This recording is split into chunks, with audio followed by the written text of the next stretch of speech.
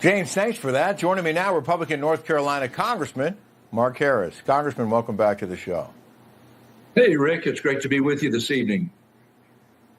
Thank you, sir. Kushner has done quite a bit of work for the Trump administration, and the president's disagreements with Jeffries have been well documented. So why do you think Kushner met with Jeffries, and why did Jeffries meet with Kushner?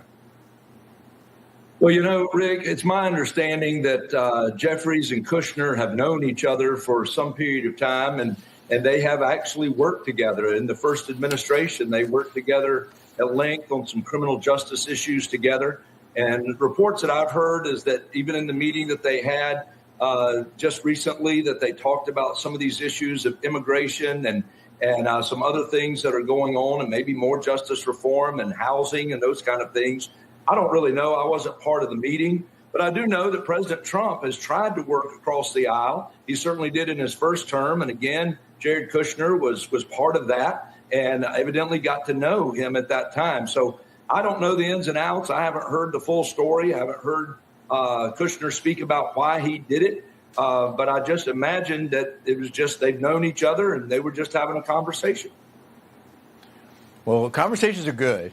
And one theory is that this is Jeffries' way of distancing himself from the far left shift of the Democrat Party. Do you think that's possible?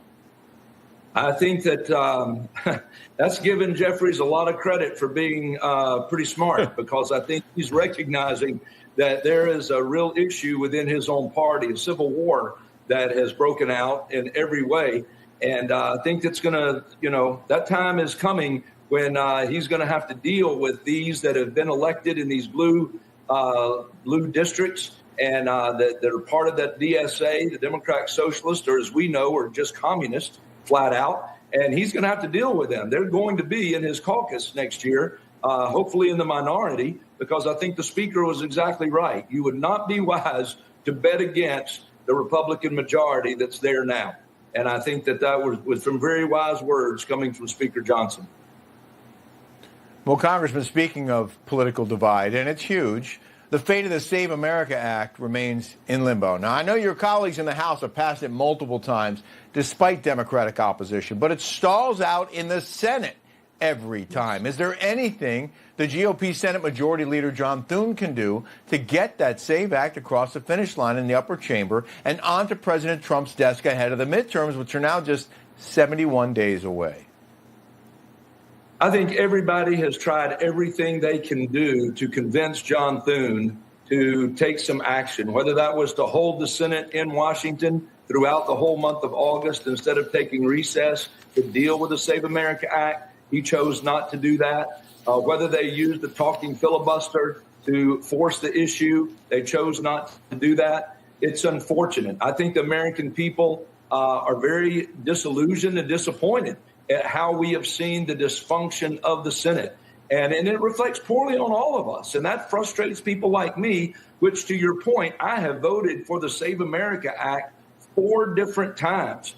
And I think that that's important. We passed it 3 different times, and then we merged it with the NDAA when it went over to the Senate. So they've had ample opportunity of different ways to take up that bill, including if they had just moved on Reconciliation 3.0 that we passed before we left town, hoping that they would take action there that would have at least put the money in to fund these states to order a voter ID.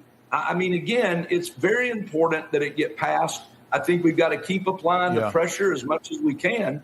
But listen, we need some changes in the Senate. I'm just going to say that.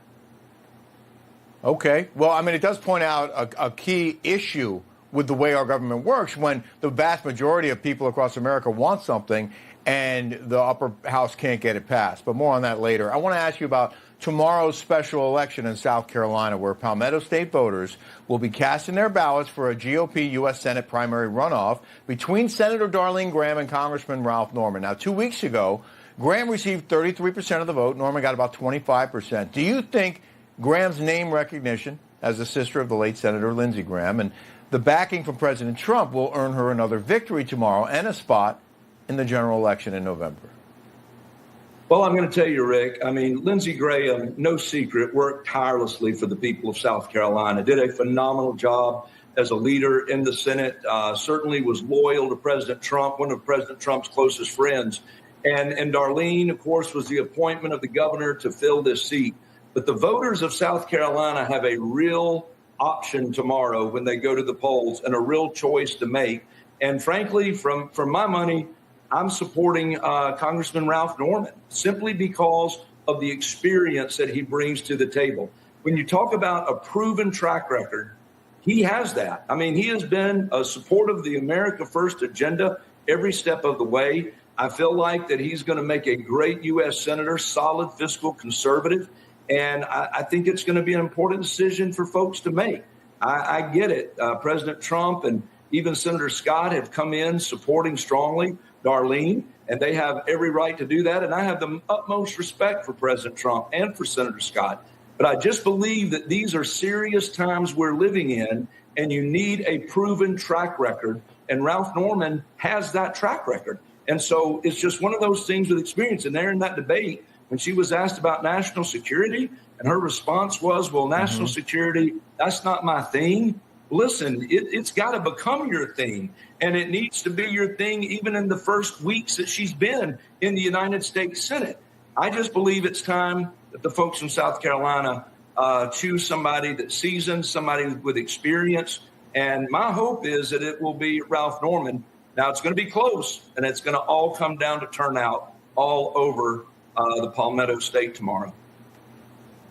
Well, Congressman, I respect you very much. I also have said that I thought Darlene Graham's answer was honest, and I really appreciated that. But listen, you're a colleague of the congressman, and I understand your support of him and his experience, and we'll look forward to seeing what happens tomorrow. Congressman Mark Harris, we appreciate your time very much, sir. Thank you. It's a pleasure to be with you, Rick.